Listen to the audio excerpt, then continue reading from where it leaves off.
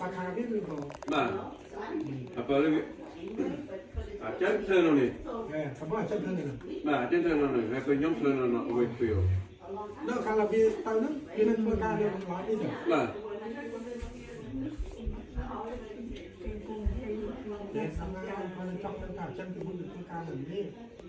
បាទធ្វើទៅខំនេះមួយខ្ញុំនឹងតែវាធ្វើនៅវិញនេះក្រៅទៀត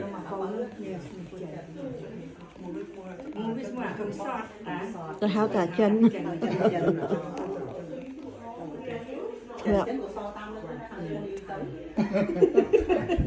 ទៅហៅអ្នកខ្មៅខ្មៅព្រោះមិនថាខ្មៅទុំប៉ះខ្ញុំហៅថាអាកញ្ញាខ្មៅកញ្ញាកញ្ញាចាំមកគ្នាកញ្ញាខ្មៅឡើយទៀតមិនត្រូវអាកញ្ញាខ្មៅហៅវាអាកបីទៀត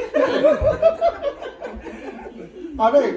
និយាយលេងស្អីចាស់ពីដើមចឹងដែរដាក់ឈ្មោះល្អស្អី